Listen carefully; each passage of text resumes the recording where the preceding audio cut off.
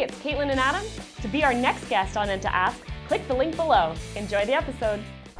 Hey again, I'm Caitlin Bullock. And I'm Adam Colazetti. And this is the next episode of Enta Ask. Today, we have Sean Carter from Calgary Contents. And they actually save your memories one item at a time. What does that mean, Sean? So it basically means that after disaster, my company will go into your home and we'll take out all of your contents. And we will save all the items we can, one item at a time, in a specialized manner. Wow, that's amazing. So that is an amazing service that you provide. Yeah. How did you get into this? Well, a little over a decade ago, I had a client that completely changed my life. I just started with the position. 2 weeks into it, after doing all the paperwork and collecting everything that I needed, we got a call for a category 4, which is a sewer backup. Oh. We went, and I remember driving through the particular part of Calgary thinking, you know what, if there was ever going to be a loss, it was going to be here. Take a look at the neighborhood, take just the vibe that you were getting. We got to the gentleman's house, and this tall, dark figure was standing in the window. Tattered jeans, disheveled shirt, and I'm trying to get out of the truck with a kit bag that had my PPE in there with gloves and whatnot. He opens the front door, and I remember taking a few steps out of the vehicle and walking up, and this pungent aroma just completely took me off guard. As we got closer, the aroma started to grow. I'm reaching into my bag, trying to get my gloves and my booties on. Anybody could tell I was a first day rookie kind of guy. Right, your stuff's all clean. And... All clean. Yeah. He looked at me, he looked at my partner. My partner explained who we were and invited us into the home. As soon as we walked through the threshold of the door, the smell just got worse and worse. Not knowing about this type of environment, again, I'm taken back. My facial expression showed him that I wasn't happy with where I was. The house obviously had kids in there. There was pizza boxes and clothes scattered in the living room, in the kitchen as we turned the corner. Dishes, more food, and then the basement door opened. And when the basement door opened, I actually took about a step and a half back. The homeowner turned around and he saw me, but he didn't say anything.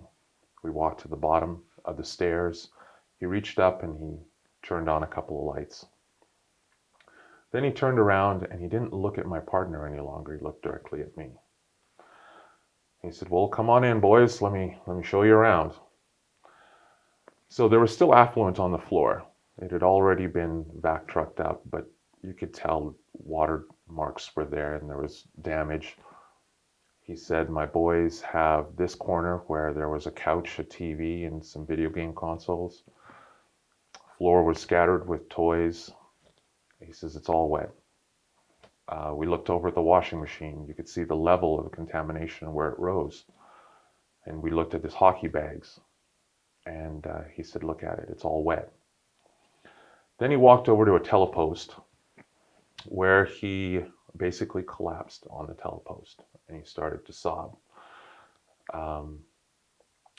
He said, "I just want you guys not to judge me for what you see here today." And he looked up at me and he said, "When my oldest son was 8, my wife and I separated. Because I wasn't a good husband, I wasn't a good man. It took us 4 years for me to make that change and for us to get back together again. After we got back together again, it was about a year, my wife was diagnosed with cancer. She left us 6 months ago, and this happened. Every day my oldest son comes and tells me, 'Dad, it's going to be okay.' Well, no father needs to hear that from his son. That's when my partner dropped his book bag. I was still in kind of a little bit of shock because there was all this on the floor. And he knelt down next to the gentleman and put his arm around him. And he said, "You know what? We'll be okay. We change lives." And at that point in time, I remember thinking, why are you telling this guy we change lives? It's the corniest thing I've ever heard. Then he looked back up at me and he said, please don't judge me. And I knew that he wasn't talking to anyone but me. And then he got up, he put his hand on my shoulder, and he said, I'll leave you guys alone. So at that point in time, I didn't smell anything anymore. I was well past it. My partner said, we have to do everything we can to help this man in his situation.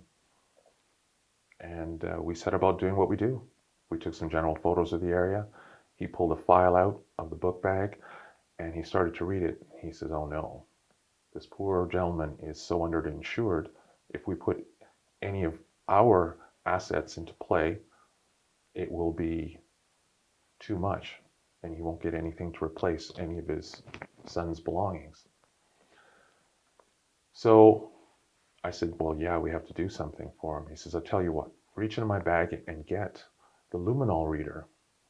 So I just kind of stood back a bit and I said, what, a what? He said, little black box with some cotton swabs. So I picked up the box and the swabs and I handed it to him. I said, what does that do? He says, in order for us to clean everything in here, we have to have a control, which is a clean area that wasn't touched by the water. And we have to know how dirty it is what we're trying to clean. And that was my awakening moment. That was like my Game of Thrones moment. Holy smokes, they got a dragon. Right. So Right. we did that. We got the readings and we went back to the shop. And my partner, he taught me the beginning of everything that I know. And we started to do as much for that family as we could.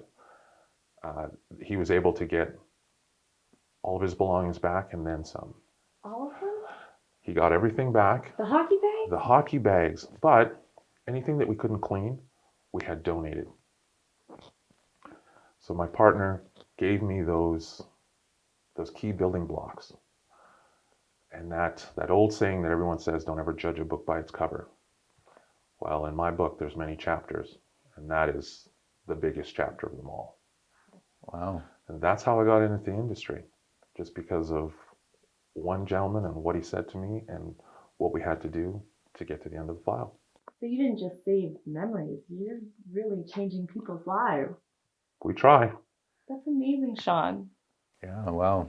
And what I think is just so incredible about that story is, you come into this guy's house and yeah, you have a job to do, but first you take a moment and really see the individual and say I see you. I feel for you what's going on. We're here to help you, right? Mm-hmm. And this is what we're going to do, right? Absolutely. That's really powerful.